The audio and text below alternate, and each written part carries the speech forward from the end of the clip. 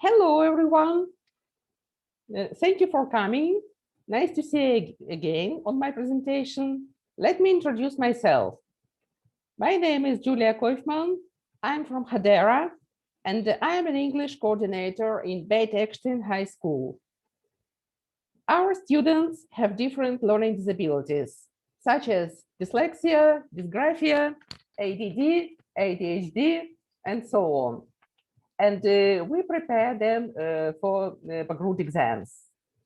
In this presentation, I'm going to share my experience, how to make them succeed. Let me tell you something about myself. I have an MA degree in teaching English as a foreign language. I'm also a special education needs qualified teacher. Besides, I'm a CELTA and IELTS instructor.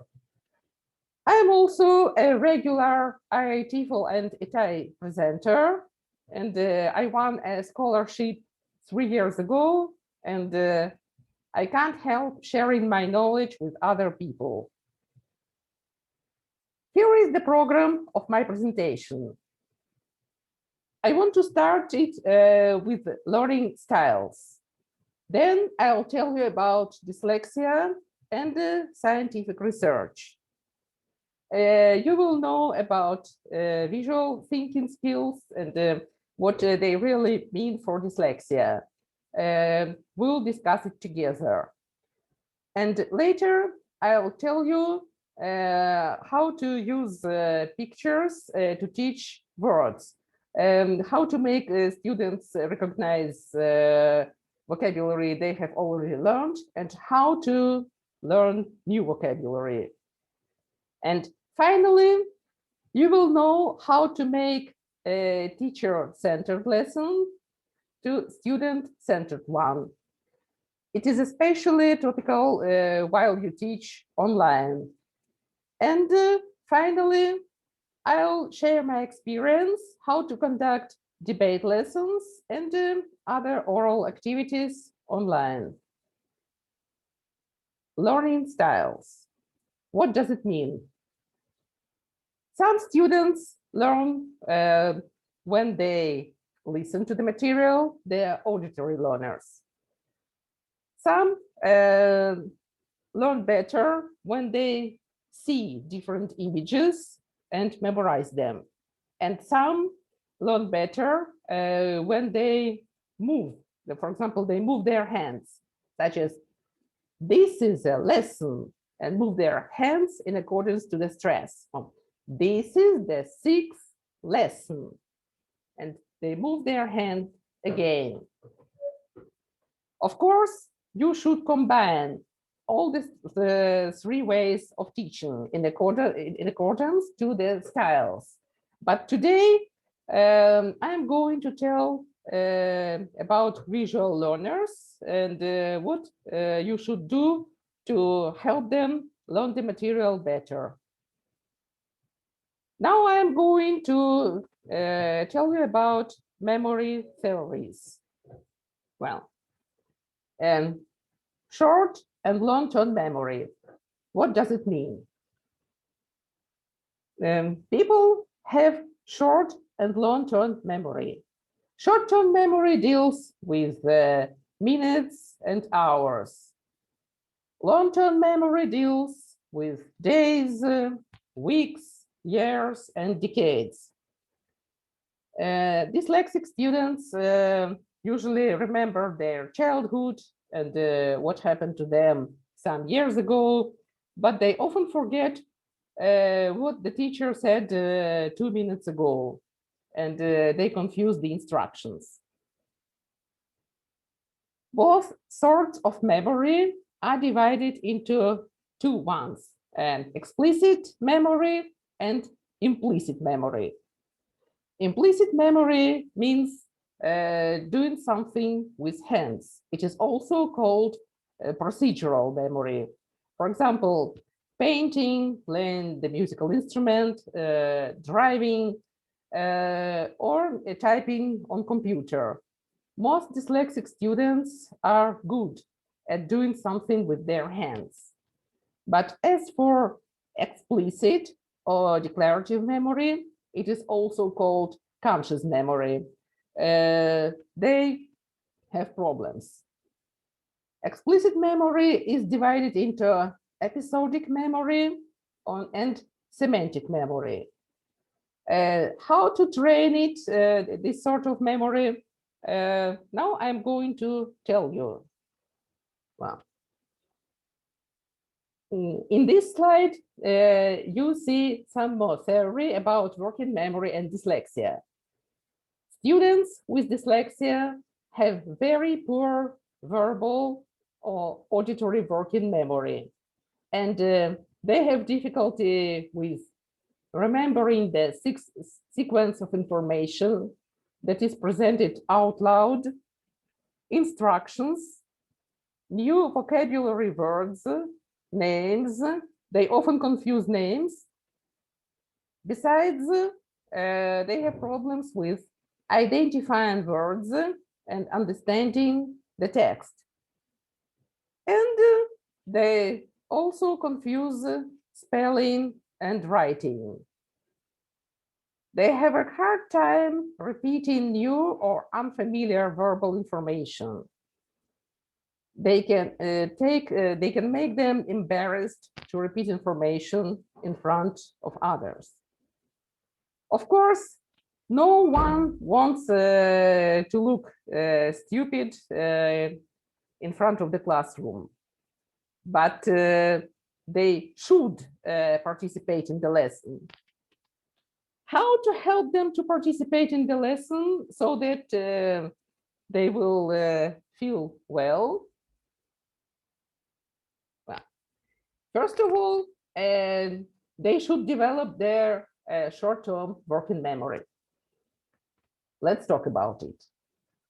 While short-term working memory suffers, there is a marked increase in the ability to conceptualize, visualize, and manipulate objects and ideas. Research has identified higher analytical and mental visualization techniques among students with dyslexia than average readers. Dyslexics excel at holistic visualization.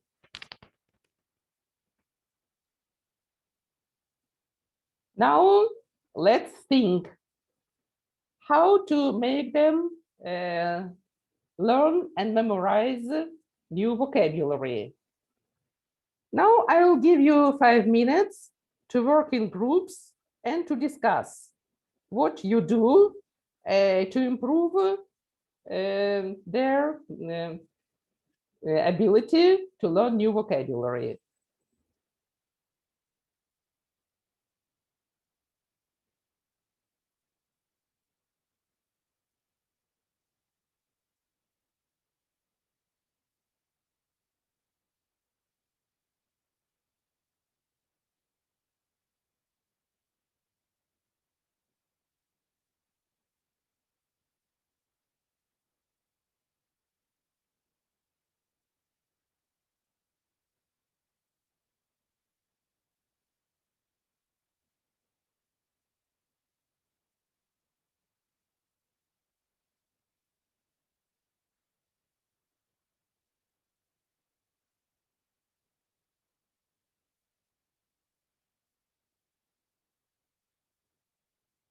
Thank you very much for participation. Let's go back to my session. Well, so when you teach new vocabulary, you should think of the following question. Yeah. What is vocabulary? How do you learn new vocabulary? How do you teach new vocabulary? When do you teach new vocabulary and why? If English is not your mother tongue, you should remember how you studied and still study it. Of course, it's impossible to know all the vocabulary. And we, as English teachers, if we are not native speakers, of course, we have been learning English for all our lives. and we still learn new vocabulary. So think about it. And if you are a native speaker and you have studied Hebrew, remember about it, how you did in the Ulpan, if you are a new immigrant, or how you studied it at home if you are bilingual. Yeah, just keep it in mind. Well, now it's time to tell about words and pictures, how to recognize them. This method was offered by Eleonora Krushkova, my colleague from Russia. She teaches in primary school and uses pictures with vocabulary. Students are supported to recognize the words and their images in the picture, and to find one or two words that are not in the picture, that they cannot find it. So exceptions, I think finding exceptions, it's a good method. Besides, they can discuss the pictures in pairs or in small groups, and the teacher can ask what else they can see in the picture, and write on the board, no matter the virtual board or the real board in the classroom. Yeah. This method works in the junior high and high school. It was offered by Nadina Nikolici, my colleague from Moldova. Nadina offers to give a definition and the picture first. So here is the word, environment. Definition: the surrounding or condition in which a person, animal, or plant lives or operates. And here kids can see a picture. Probably they can guess from the picture. And advanced students can guess the meaning and write in their own language. So you see the meaning is written in Hebrew, in Russian, in French, and in Arabic. And then the teacher can ask them to write sentences of their own and give an example. We must protect our environment. If your students are less advanced, you can give the sentence first and then ask them to guess the meaning.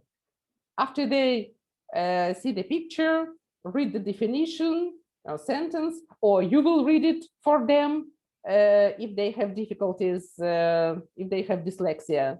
So you should read it for them so that both visual and auditory method will work. And finally, they guess the meaning. Then they make their own sentences. Okay. Nadina Nikolici also offers this checklist. In the end of the lesson, it's a question time for you as a teacher, not for students. So you should revise your lesson. When would you teach the new vocabulary? In the beginning of the lesson, or during the activity, while reading, while listening, for example, or in the end? How many words would you teach? Could you make students repeat the new words, and how? How many times would you have students repeat the words? Okay, so each methods are suitable if they work with the type of your students.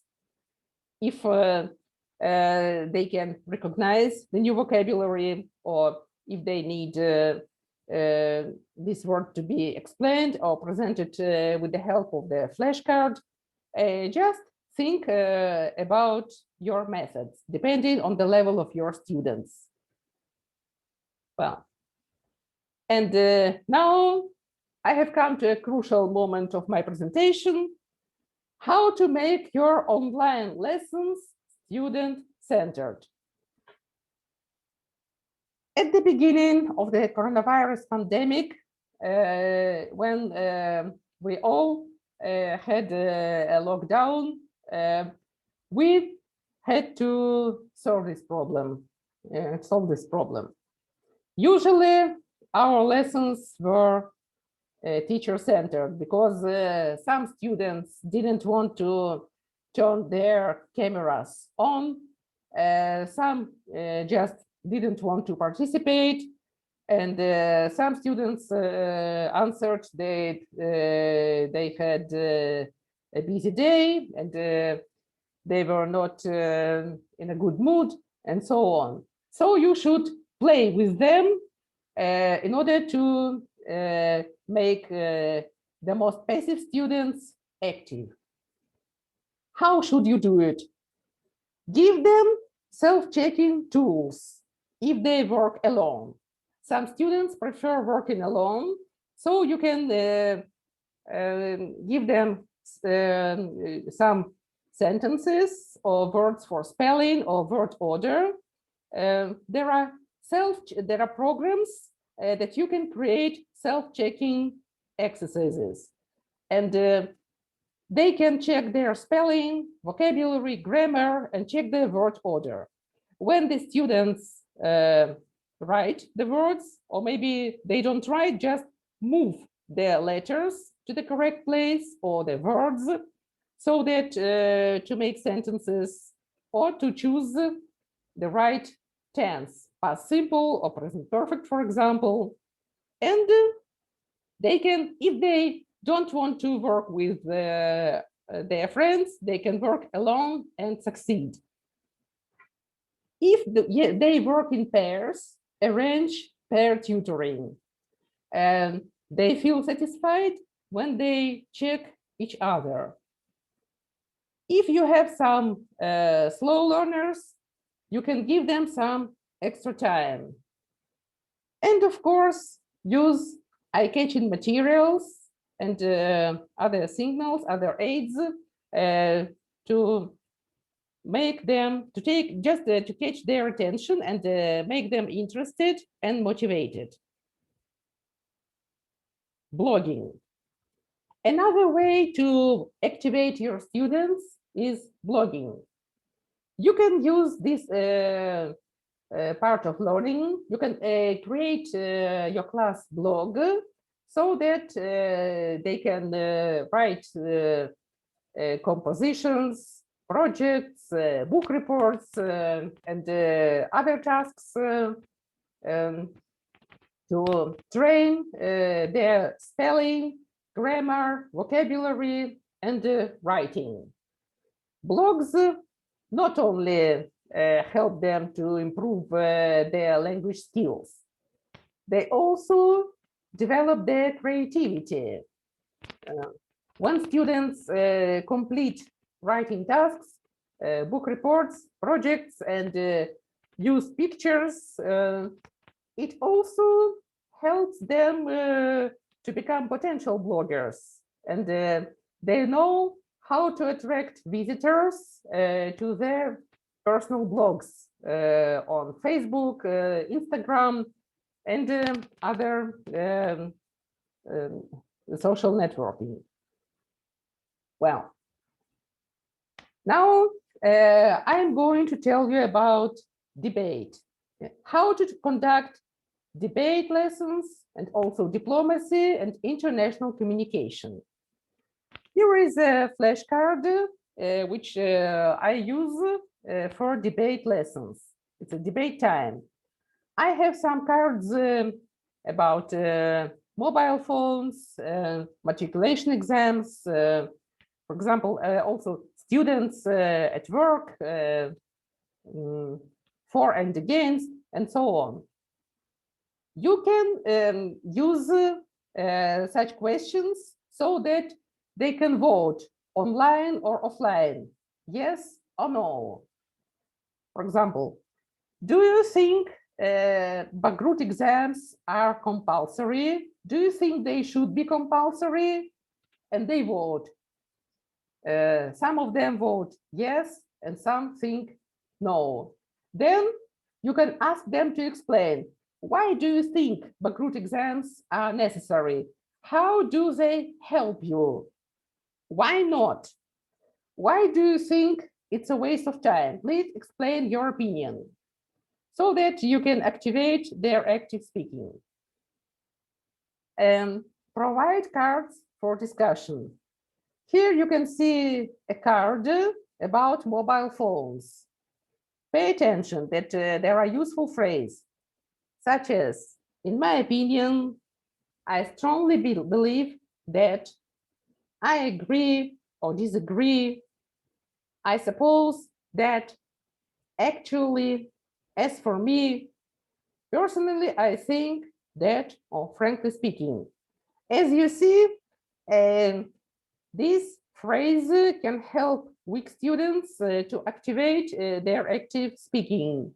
If weak students learn this useful phrase, they will be able to speak English much better. If you have a pair work, you should pair weak learners with strong ones. For example, weak learners can ask the strong ones such questions as, where were you last Saturday?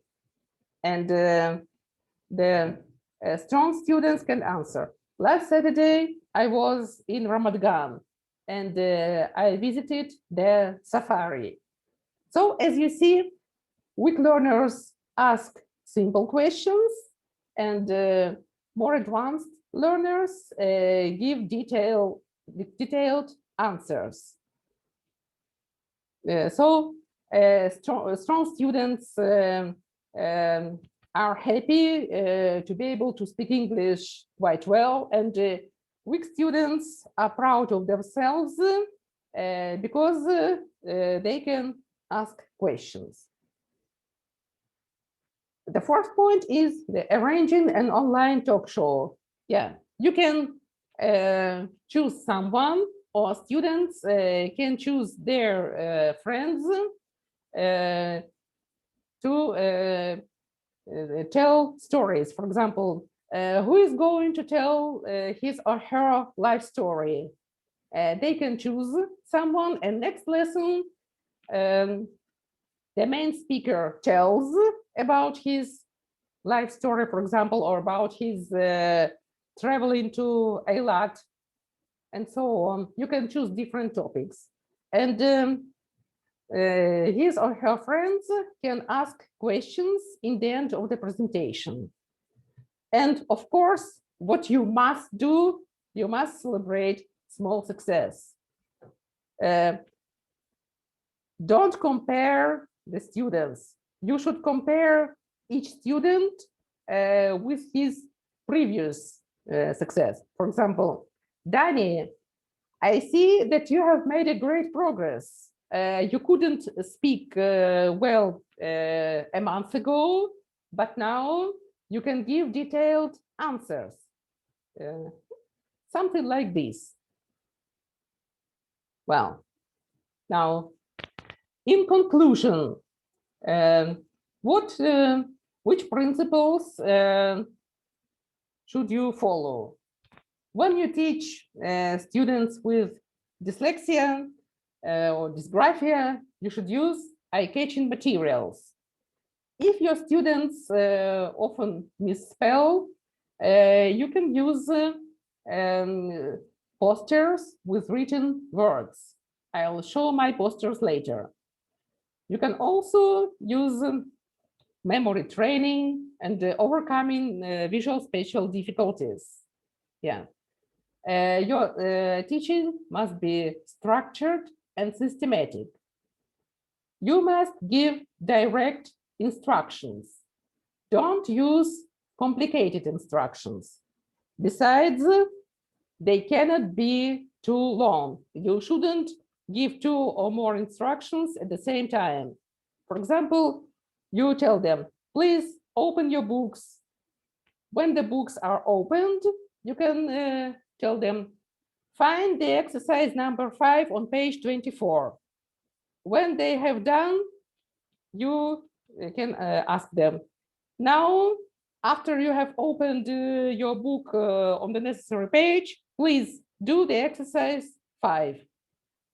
And your teaching must be sequential and multisensory.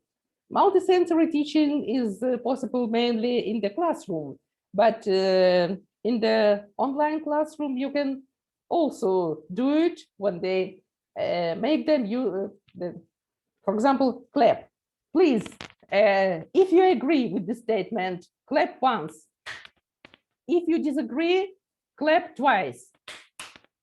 It also works.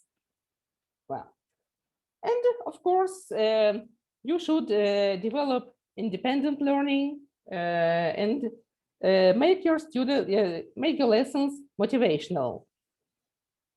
Well, feel free to contact me on email, my Facebook account, or Instagram. Now, I want to see my posters. I am also self-employed, so here are my posters at home. When my students come to me or take online sessions, they can see the posters. Here are the posters of animals and occupations. When they look at them, they memorize the spelling. Okay, now I'm ready to answer your questions. Well, someone has written, someone is asking about platforms, how to check their spelling. Well, my presentation is not dealing with this platform, but I can just explain you that you can find some progress. If you don't know, ask me, write to me, and I'll give you a link to some platforms that check spelling. You can ask dyslexic students to rearrange the letters. For example, they are supposed to write the word environment. They move the letters to the necessary squares and make the word. And this task is self-checking. The same thing they can do when they build the sentence with the given words. So when they move the words into the correct sentence, ask them to read, so that both visual memory and auditory memory will work. Besides, when they study online, they also use kinesthetic way of learning because they type on their computers. Yeah. Okay. Thank you for coming. Nice to see you. Goodbye. And have a good summer vacation.